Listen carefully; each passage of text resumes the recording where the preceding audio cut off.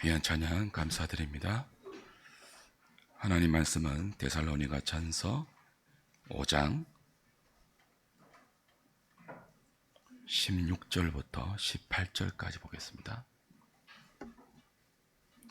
본문이 짧으니까 우리 한 목소리로 합독하겠습니다. 항상 기뻐하라, 쉬지 말고 기도하라, 범사에 감사하라. 이것이 그리스도 예수 안에서 너희를 향하신 하나님의 뜻이니라. 아멘.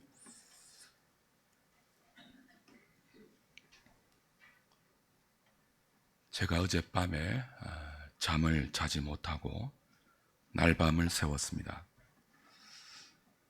평소에도 목 컨디션이 별로 안 좋은 사람인데 덕분에 목이 완전히 잠겼습니다.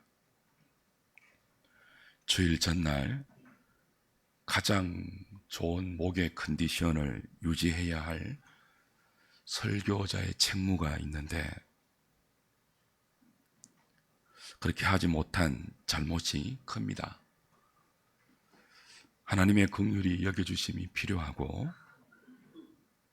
또 여러분이 불쌍히 여겨주시는 마음도 필요합니다. 오늘 설교에 기도하는 심정으로 함께 참여해 주시기를 부탁드립니다. 오늘 전반기 감사주일이죠. 로마서 말씀을 잠시 미루고 범사에 감사하라 하는 제목으로 말씀을 나누겠습니다. 범사에 감사하라는 뜻은 세 가지가 있습니다. 원문에 항상 언제든지 감사하라 그런 뜻이 있고요. 모든 일에 감사하라 그런 뜻도 있습니다.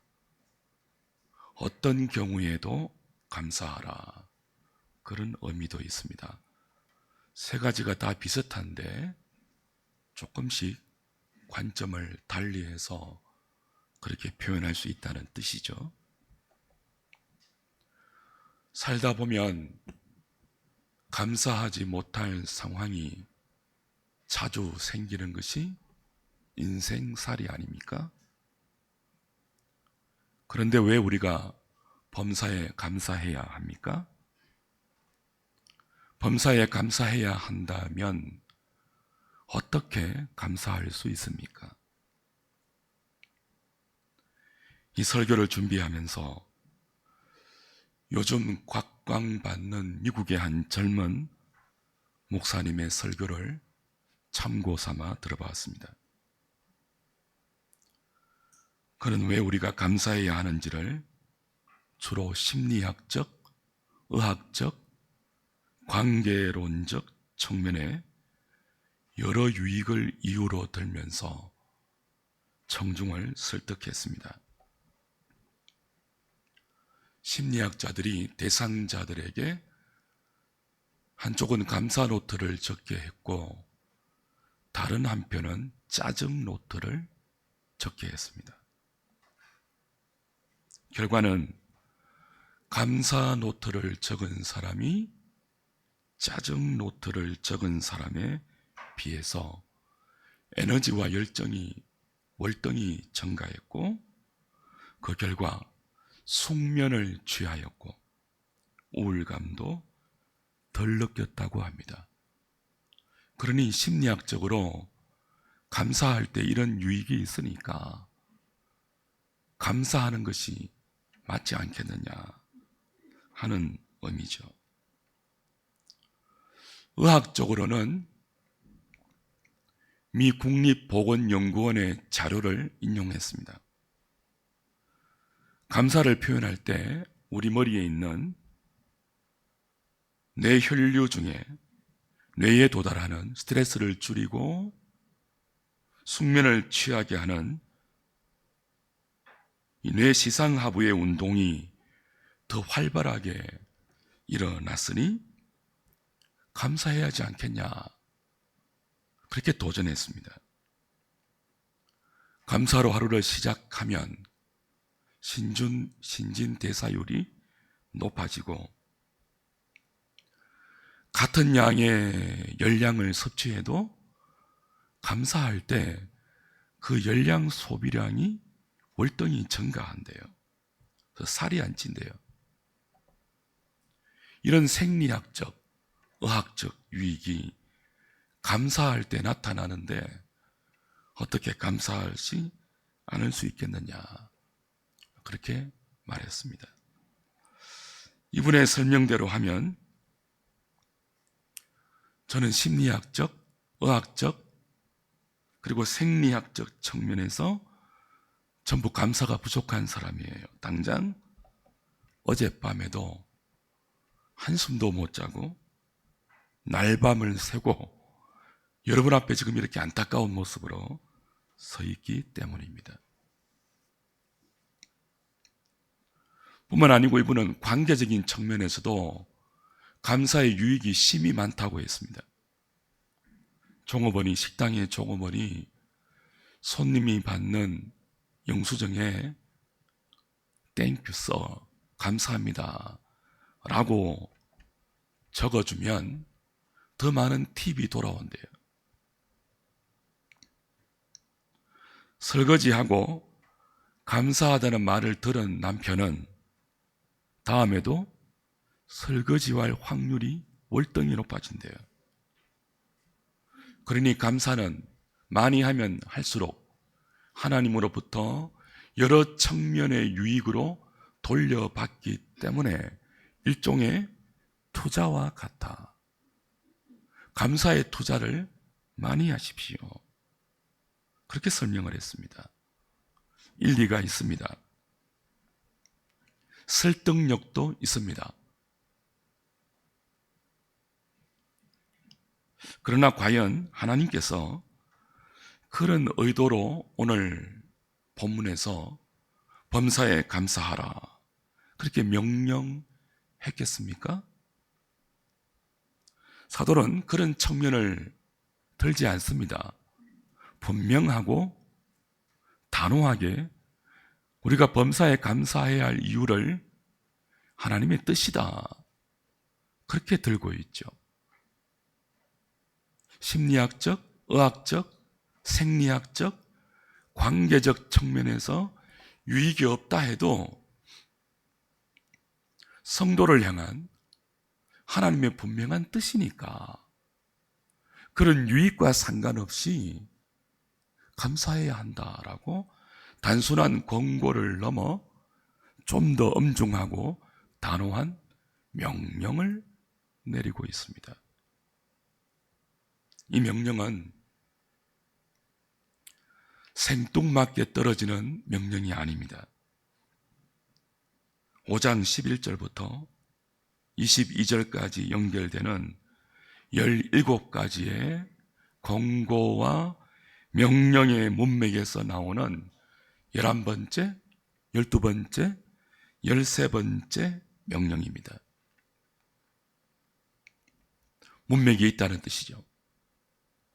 이 명령은 이렇게 하면 더 많은 하나님의 복과 은혜를 받고 더 많은 좋은 것들을 받으니 순종해야 한다는 의미가 아닙니다.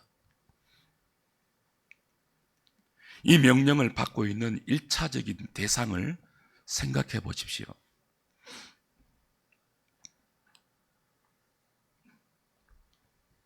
(1차) 독자가 누구입니까? 데살로니가 교회입니다. 데살로니가 교회의 상황은 지금 범사에 감사할 수 있는 상황이 아닙니다. 항상 기뻐할 수 있는 처지와 형편도 아닙니다. 1장 6절을 한번 보십시오.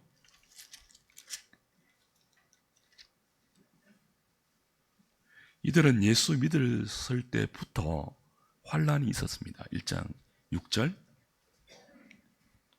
또 너희는 많은 환난 가운데서 성령의 기쁨으로 말씀을 받아 우리와 주를 본받은 자가 되었으니.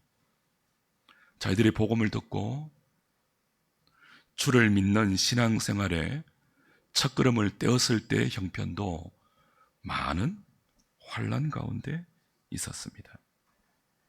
지금은 어떻습니까?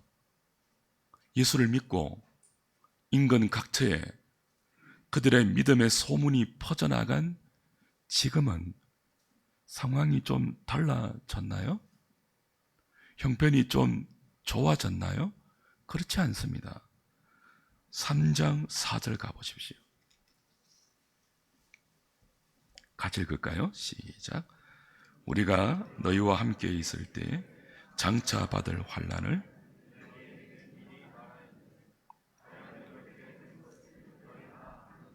그렇죠?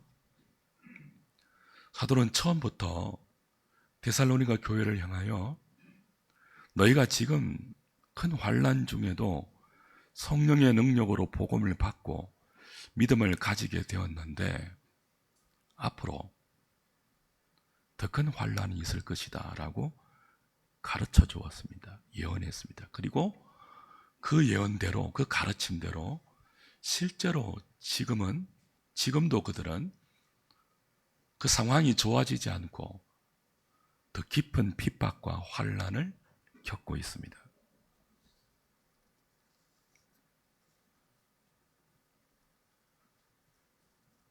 하나님의 말씀을 받고 그리스도인이 된 처음의 상태, 그리고 우상을 버리고 하나님께 돌아와 하나님을 섬기고 있는 지금도 여전한 환난이 그들의 주변을 뒤엎고 있습니다. 외적인 환경으로 볼 때 기뻐하고 감사할 수 있는 상황이 전혀 못 되죠. 그러니 이런 전체의 문맥과 상관없이 따로 5장 16절, 17절, 18절만 떼어서 심리학적, 의학적, 그리고 관계론적 측면에서 기뻐하고 감사하면 여러 가지로 우리 삶에 유익이 있고 훨씬 더 좋아진다는 의미로 몰아붙이고 해석하는 것은 그 자체로는 의미가 있지만 본문의 의도와는 상관이 없어지죠.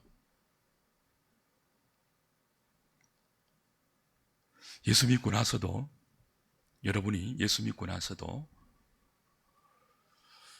그 일반적인 기대와 달리 형편이 좋아지지 않고 오히려 더 악화되고 상황이 더 나빠진다면 낙심할 수 있지 않겠습니까?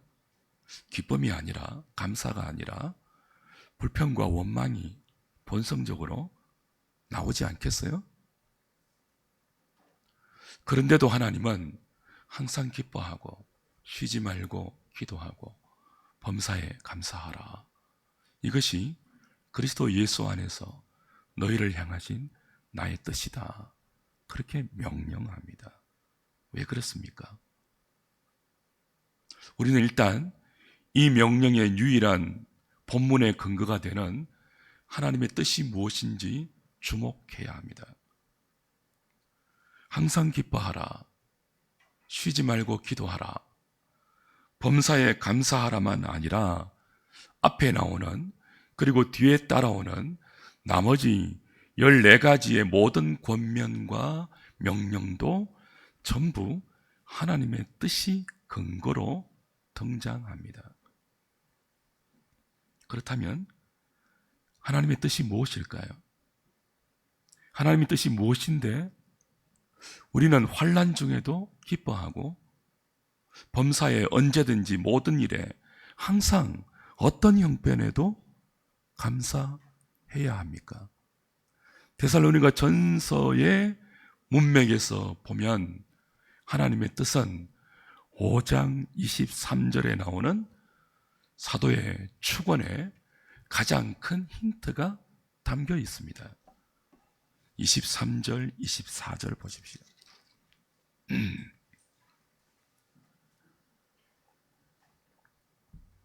여러분이 한번 읽어주실까요?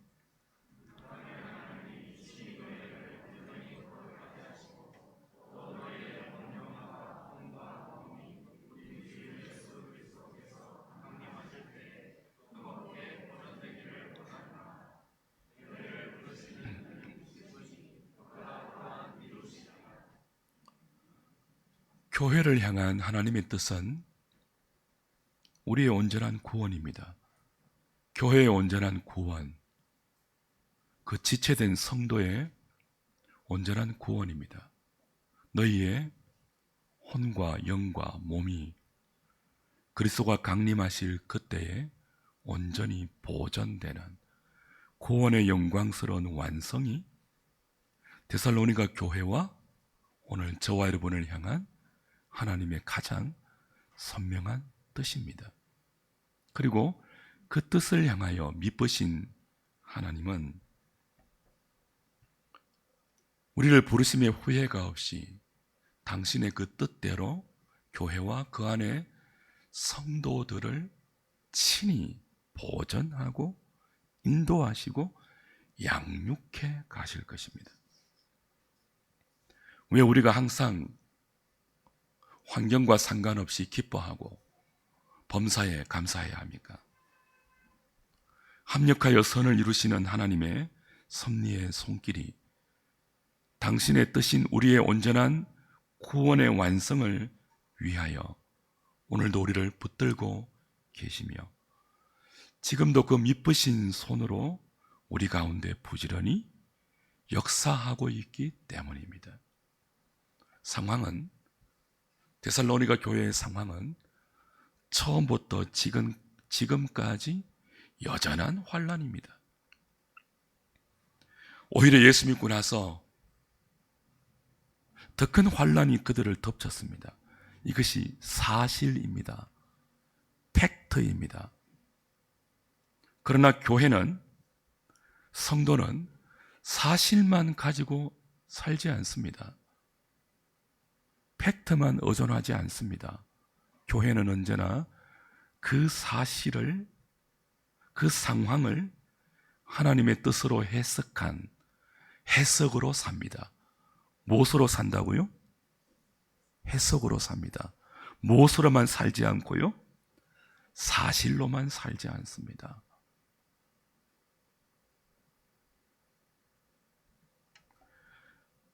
그 해석에 의하면 우리의 모든 상황은 구원의 완성을 향한 하나님의 신비한 경륜이 담겨 있습니다.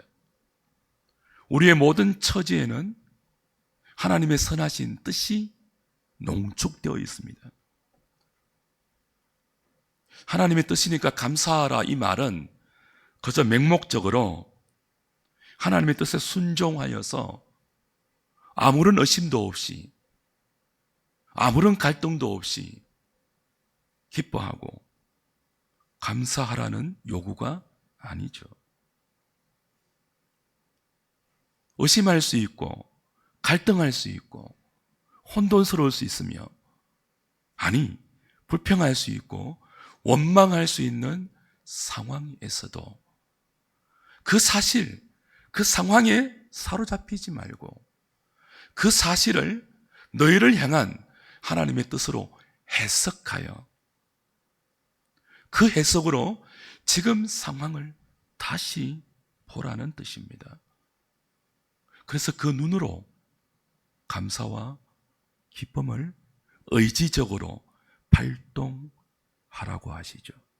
의지적인 감사의 요구입니다. 해석에 의한. 상황으로는 감사할 수 없어요.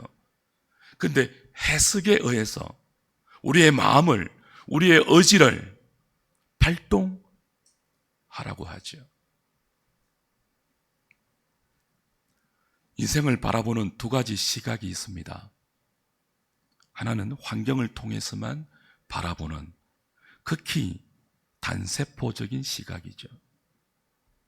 이런 시각으로만 살면 환경이 변할 때마다 삶이 요동칩니다. 조금 편안하다 싶으면, 조금 괜찮다 싶으면 큰 소리치고 노래하고 기뻐하죠. 그러나 조금만 어려움이 찾아오면, 조금만 고통과 힘듦이 엄습하면 죽고 싶고 사는 것이 고통 그 자체로 여겨집니다. 이런 시각으로 살면 어려울 때도 하나님이 보이지 않지만요, 편안하고 잘 나갈 때도 하나님이 보이지 않아요. 불신자의 시각입니다. 성도는 환경을 통해서, 사실만 통해서 자기 인생을 바라보지 않고 하나님을 통해서 봅니다. 언제 무엇을 하든지,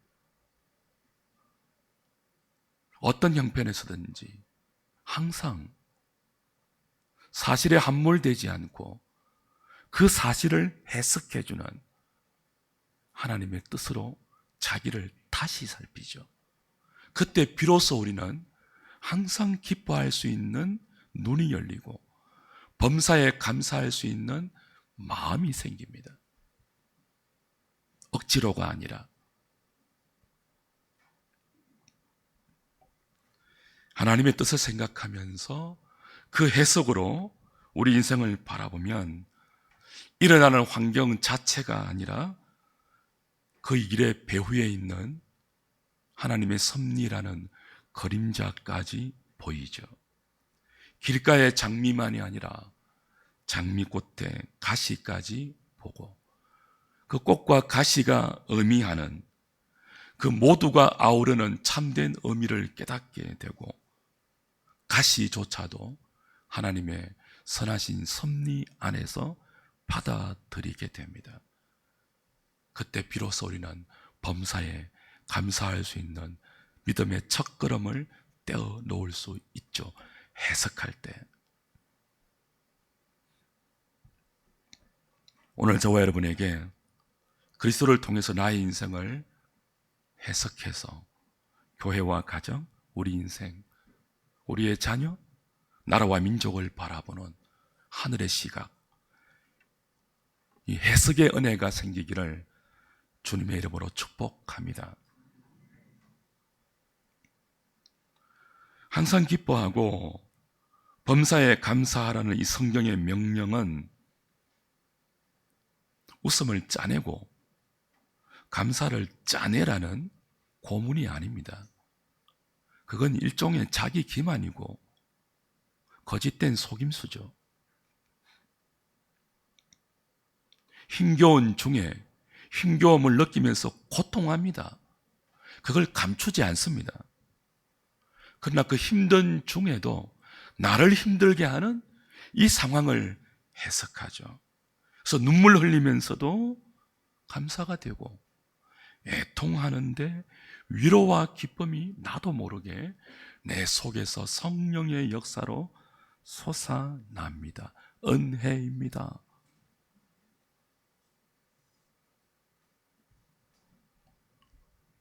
어떻게 이 은혜를 누릴 수 있겠습니까? 훈련한다고 되겠습니까? 오늘부터 범사에 감사하라고 했으니 하나님의 명령이니까 그렇게 해야지 의지를 꽃배기로 발동하고 더 많이 애쓰고 더 많이 결심하고 더 굳은 다짐으로 우리를 내몰아가면 이 은혜가 우리에게 그 연습의 결과로 그 다짐의 열매로 생길까요? 물론 우리에게는 늘 하나님의 뜻으로 해석해서 감사하고 기뻐하려고 노력하는 경건의 훈련이 너무나 중요합니다. 그러나 항상 기뻐하고 범사에 감사하라는 이 명령은 그 훈련만으로 되지 않습니다. 우리 해봤잖아요. 제자 훈련할 때 얼마나 많이 해봤습니까? 이 구절을 얼마나 많이 암송했습니까? 우리의 삶에 적용하려고 얼마나 많이 노력해 봤습니까? 되던가요? 그러니 단순한 해석의 훈련, 연습의 애선만으로 되는 내용이 아닙니다. 무엇이 있어야 한다고요? 은혜가 있어야 합니다. 하나님의 은혜가 절대적으로 필요합니다. 그래서 기뻐하라는 명령과 감사하라는 명령 사이에 뭐가 끼어들고 있죠? 쉬지 말고 기도하라고 있어요. 기도는 은혜의 방편으로 하나님이 교회에 허락하신 수단입니다. 기도는 그저 하나님 이것이 필요해요, 저것도 필요해요, 그러니 주세요, 그런 시간이 아니죠. 기도는 하나님과 우리 사이의 커뮤니케이션, 복된 교통의 시간입니다. 내 삶의 모든 정황과 환경을 하나님께 아뢰이고, 하나님, 도대체 지금 내가 부딪히고 있는 이 상황을 허락하신 하나님의 뜻이 무엇입니까? 역경 중에도 순경 중에도 하나님의 뜻을 묻고 그 뜻을 기다리며 그 대답을 들으면서 하나님과 교통하는, 그래서 마침내 내 모든 상황이 하나님의 뜻으로 해석이 되는 해석의 시간, 교통의 시간이죠. 그저 청구하는 시간, 떼쓰는 시간, 요구하는 시간 정도가 아니라 해석의 시간, 교통의 시간이 기도이죠. 그래서 항상 기뻐하기 위해서는, 범사에 감사하기 위해서는 무엇이 필요하다고요? 은혜의 수단인 쉬지 말고 기도하다가 필요한 거죠. 종교적인 형태를 취하는 기도의 시간만이 아니라 깨어있는 모든 시간, 아니 잠든 그 순간에도 하나님의 뜻으로 나와 나의 주변, 나의 상황, 나의 가족, 교회, 나라와 민족,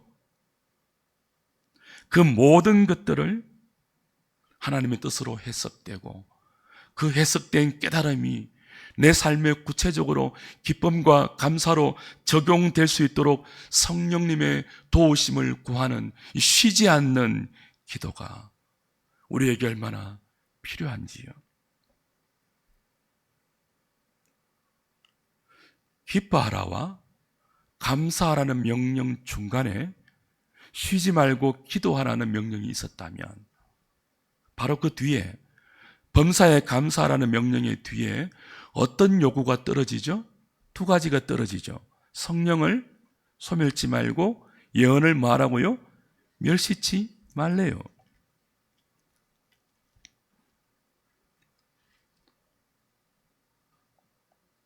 성령님의 엄밀한 공작과 깨닫게 하시는 역사가 없으면 기도 중에도 하나님의 뜻이 깨달아지지 않기 때문에, 깨달아도 성령님의 그 은혜가 없으면 깨달아진 그 진리가 내 삶에 적용되지 않기 때문에 늘 기도하면서 그 성령의 감화를 소멸치 말아야 한다, 그런 의미입니다. 실컷 기도해놓고 하나님이 깨닫게 해주셨는데도 다시 완고한 우리의 미련함이 발동해서 그 분명하게 깨달아진 하나님의 뜻을 내 삶에서 뒤로 밀쳐두고 외면할 때가 많지 않습니까? 그거 뭐 하는 거예요? 성령의 감동을 소멸하는 것이거든요. 성령 자체는 줄어들거나 소멸되지 않습니다. 성령님은 에너지가 아니에요. 위격, 인격이에요. 그 대신 무엇이 소멸되거나 줄어들 수 있죠? 성령님의 감화, 감동입니다. 소멸치 말래요. 성령님의 깨닫게 하시는 역사는 기도의 시간에만 있는 것이 아닙니다. 더 많은 깨닫게 하시는 성령님의 교통이 또 다른 은총의 수단인 어떤 시간에 있을까요? 설교 시간에 있습니다. 예언을 멸시치 말라. 신약 성경에 나오는 예언은 대부분 어떤 뜻이라고 했죠? 공예배 시간에 교회 강단에서 선포되는 이 설교를 예언이라고 명해요. 내가 은밀하게 골방에서, 그리고 언제나 항상 쉬지 않고 하나님의 뜻을 사모하면서 어떤 형태로든 하나님과의 교통을 추구하면서 기도할 때도 은혜가 우리에게 주어지죠. 그러나 더 많은 경우는 언제 우리에게 이 깨닫게 하시는, 기뻐할 수 있고 감사할 수 있도록 우리의 마음과 심령을 움직이는 성령님의 은혜가 언제 더 활발하게 우리에게 허락될까요? 공예배 시간의 설교입니다.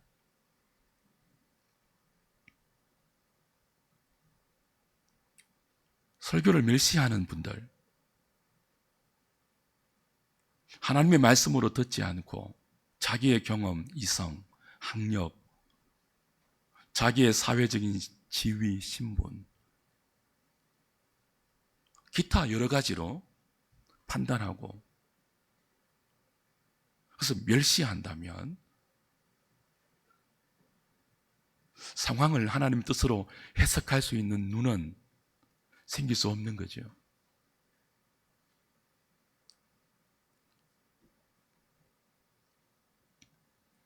더군다나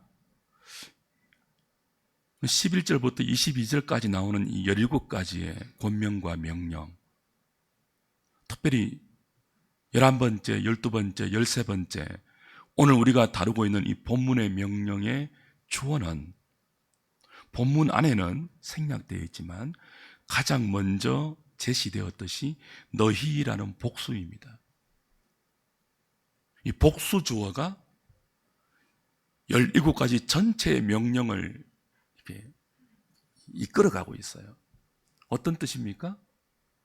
항상 기뻐하고 쉬지 말고 기도하며 범사에 감사하라는 이 명령이 단순히 성도 한 사람 한 사람 개인에게 떨어지는 권면과 명령 이전에 교회 공동체 전체를 향한 엄중한 명령이란 뜻입니다.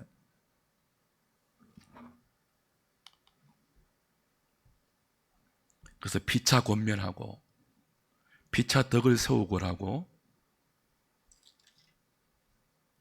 11절부터 시작이 되었죠. 우리는 이 본문에 너희라는 복수 주어가 이끄는 17가지의 명령을 대하면서 우리 교회를 좀 돌아볼 수 있어야 됩니다. 우리에게 이런 교제권이 있습니까? 하나님의 뜻으로 우리를 해석하면서 하나님의 뜻은 우리의 온전한 구원이다.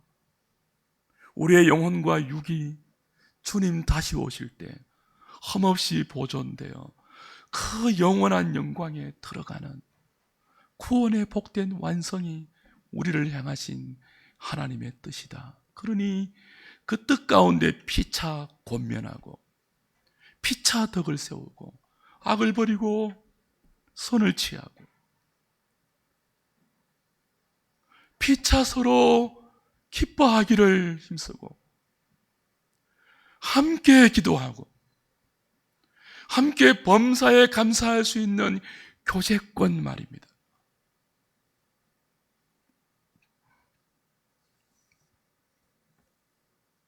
여러분에게 그런 교제권이 있습니까?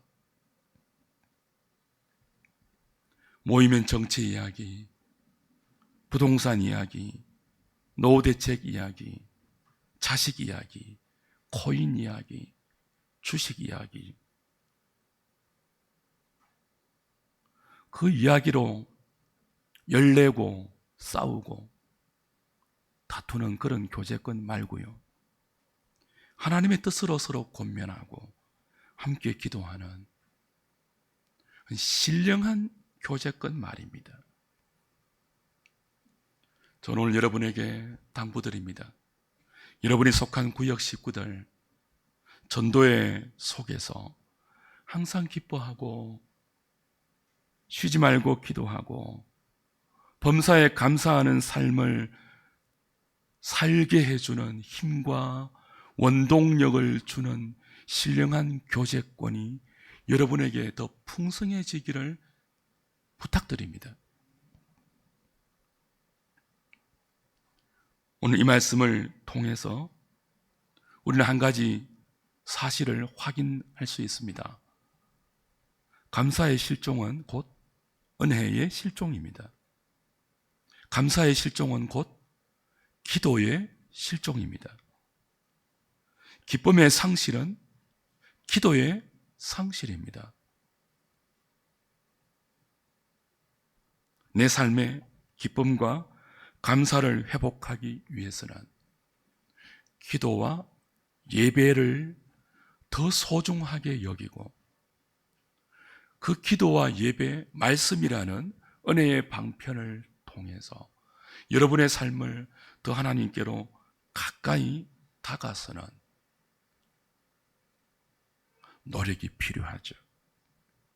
우리 안에 기도가 회복되고 은혜가 회복되고 그래서 기쁨과 감사가 충만하게 회복될 수 있기를 주님의 이름으로 축복합니다. 마지막으로 하나 생각할 것이 있습니다. 그렇다면 이렇게 회복된 감사는 어떻게 우리의 삶에 조금 더 가시적으로 구체적으로 드러나고 표현될까요? 본문에는 없지만 성경 전체에는 참된 감사가 세 가지의 뚜렷한 특징으로 나타난다고 설명하고 있습니다. 먼저 찬송으로 나타납니다. 참된 감사는 반드시 찬송으로 표출됩니다. 여기에 대해서는 오늘 오후 예배 시간에 간략하게 다시 정리해서 말씀드리기로 하고 찬송은 지금 넘어가도록 하겠습니다. 두 번째는 삶의 변화예요. 생각해 보십시오. 불평하고 원망하던 사람이 감사하고 찬송하는 사람으로 바뀌었다면 어떻게 그의 삶이 바뀌지 않을 수 있겠습니까? 삶의 변화가 없는 사람이 참된 감사를 드릴 수 있겠습니까? 삶이 바뀌지 않았는데 입술로만 하는 찬양이 진정한 찬양일까요? 그렇지 않죠. 성경 전체는 참된 감사와 참된 기쁨은 반드시 삶의 변화로 나타난다. 그렇게 증거하고 있습니다. 마지막 세 번째가 있습니다. 여러분에게 조금 부담스러운 말씀이 될 수도 있고 어떤 분에게는 무거운 무게로 다가올 수도 있을 거예요.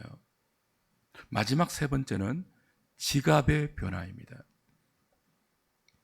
예수님은 마태복음 6장 21절에서 내 보물이 있는 곳에 네 마음이 있다.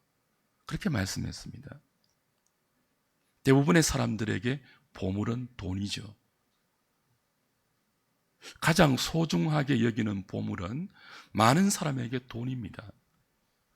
그래서 우리는 우리의 마음이 어디에 기울어져 있는지를 보려면 내가 돈을 어떻게 사용하고 있는지, 돈에 대한 어떤 생각과 인식을 갖고 있는지를 보면 됩니다. 요한 웨슬레는 당신의 지갑이 회개하기 전까지 당신은 진정으로 회개한 것이 아니다라고 말했습니다. 마틴 루터도 진정한 회개는 머리의 회개, 가슴의 회개, 그리고 돈 지갑의 회개다. 그렇게 말했죠.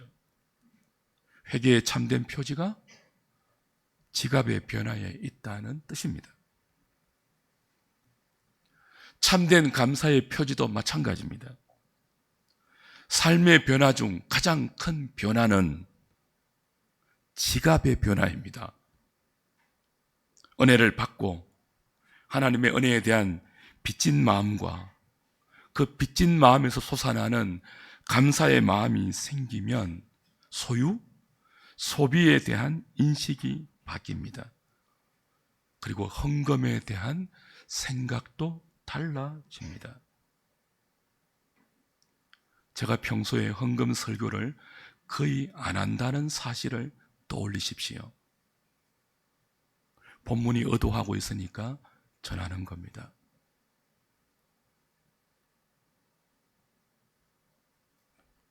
하나님의 은혜를 받기 전에는 내 소유, 내게 있는 모든 것이 내 노력, 내 수고, 나의 땀 흘림의 결과라고 생각해서 내가 버린 돈이니까, 내가 만든 소유니까 소비도 내 마음대로 한다는 생각이 그 사람의 삶의 기저에 깔려 있습니다.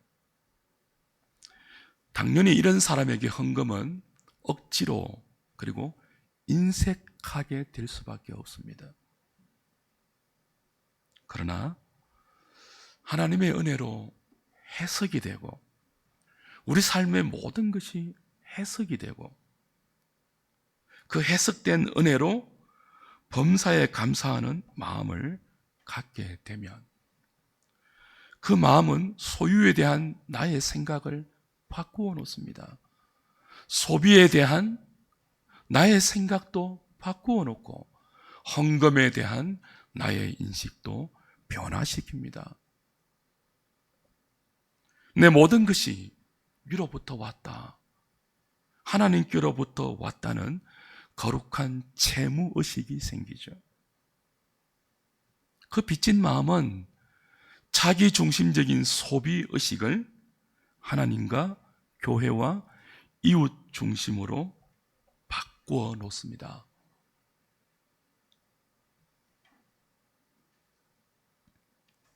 헌금에 대한 생각도 바뀌죠. 그전에는 교회에서 기부금 영수증을 띄주니까 헌금이 기부금 정도로, 교인의 의무인 세금 정도로 생각하던 사람이 하나님을 향한 나의 가장 기본적인 신앙의 고백이며 은혜에 대한 지극히 마땅한 반응이라는 믿음이 생깁니다. 그래서 안 하던 11조를 기꺼이 하게 됩니다. 감사헌금, 선교헌금, 주일 예배 헌금도 의무적이고 습관적이 아니라 기쁜 마음으로 자원해서 넘치게 하게 되죠.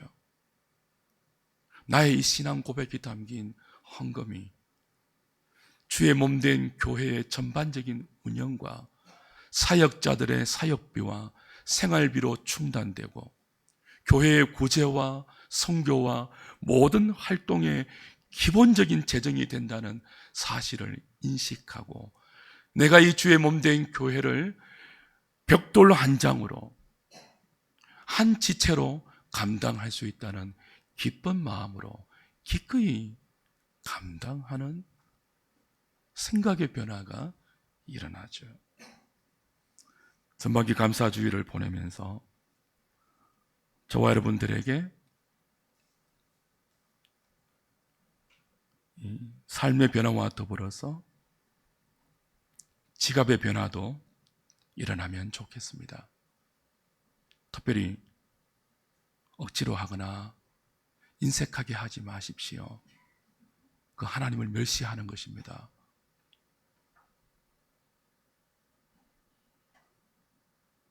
모든 것이 하나님의 것인데 무엇이 부족해서 우리에게 헌금을 요구하시겠습니까?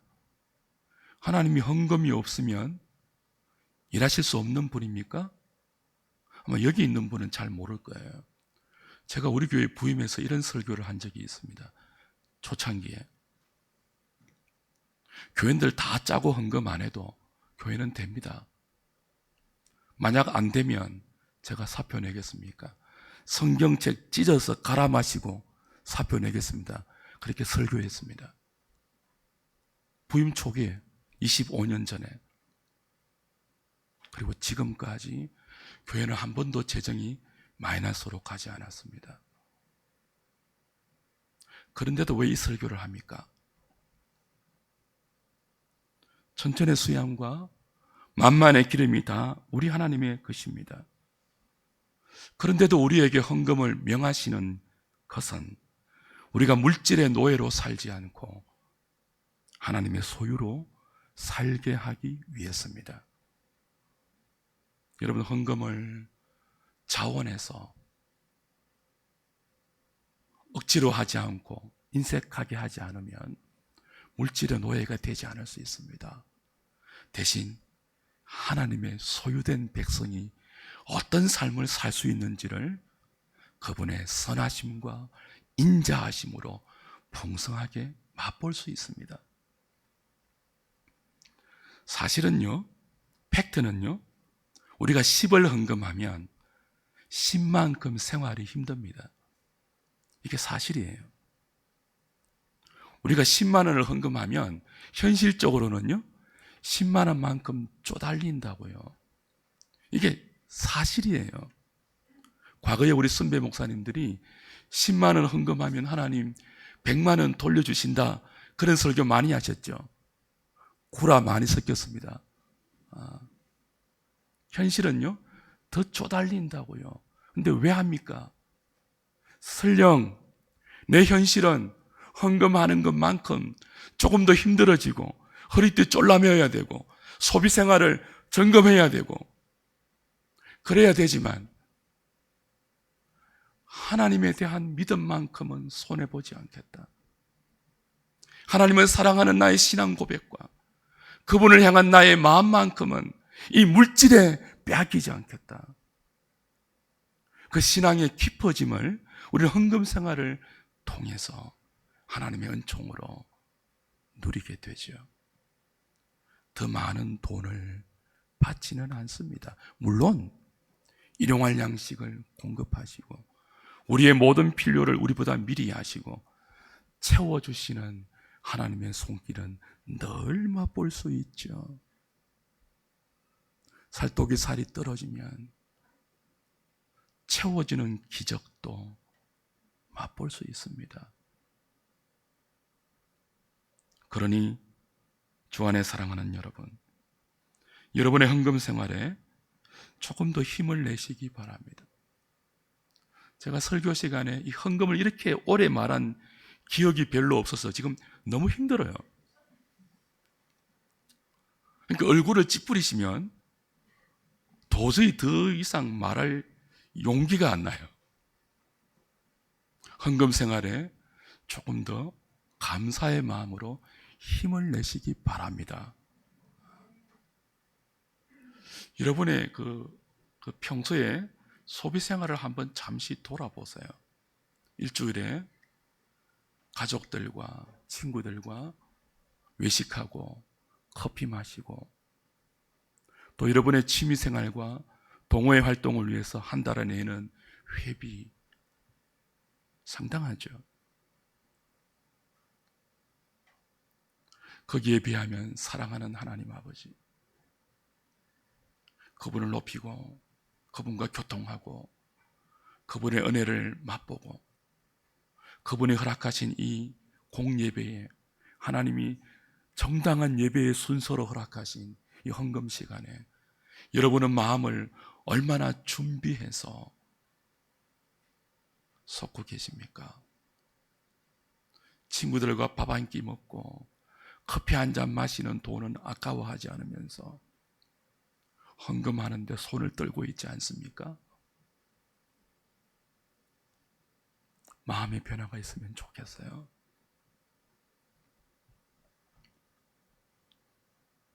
저도 이번 설교를 준비하면서 주일 헌금, 11조와 감사와 선교와 건축 헌금에는 이미 준비한, 계획한 그 할당이 있으니까 변화시킬 수 없겠지만 주일 헌금은 2배나 3배나 늘려야 되겠다고 굳게 결심했습니다. 여러분도 저의 이 결심에 동참해 주시기를 부탁드립니다. 11조를 못하는 분이 있다면 하게 해달라고 기도하십시오. 한국교회 어른들이, 어른 세대들이 가장 크게 걱정하는 것 바로 헌금입니다. 지금 젊은 세대가 11조를 거의 안 해요. 우리 교회는 뭐 별로 그렇지 않지만. 그래서 어른들이 목사님, 우리가 죽고 나면 교회가 너무 걱정됩니다. 우리 때는 그래도 살든지 죽든지 헌금이 우선이었는데 요즘 젊은 세대들은 헌금할 줄을 모릅니다. 어떻게 해야 되겠습니까?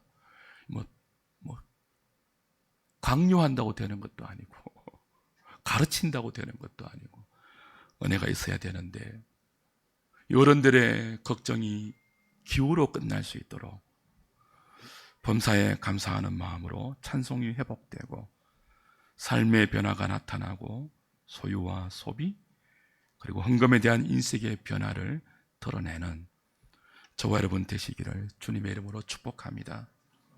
말씀 맺을게요.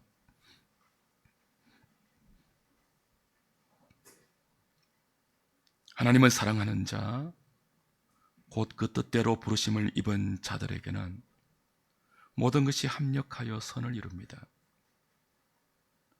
그리스도 예수 안에서 우리를 부르신 하나님의 계획과 섭리라는 창문을 통해 저와 여러분의 삶을 바라볼 수 있다면 환영할 수 없는 오늘의 상황, 기뻐할 수 없는 지금의 고통, 감사할 수 없는 아픔과 상처까지도 기쁨과 감사의 대상이 될 수 있습니다. 내가 당하는 아픔, 내가 서 있는 고통의 자리, 비록 힘들고 어렵지만 그 모든 고통과 어려움 속에서도 나를 향한 하나님의 위대한 구원의 경륜이 그분의 뜻 가운데 실행되고 있음을 신뢰할 수 있다면, 그리고 하나님께서 마침내 합력하여 선을 이룰 것이라는 믿음이 있다면 우리는 오늘 이 복잡한 삶의 한복판에서 이렇게 외칠 수 있을 것입니다. 하나님 감사합니다. 하나님 감사합니다. 찬양하겠습니다.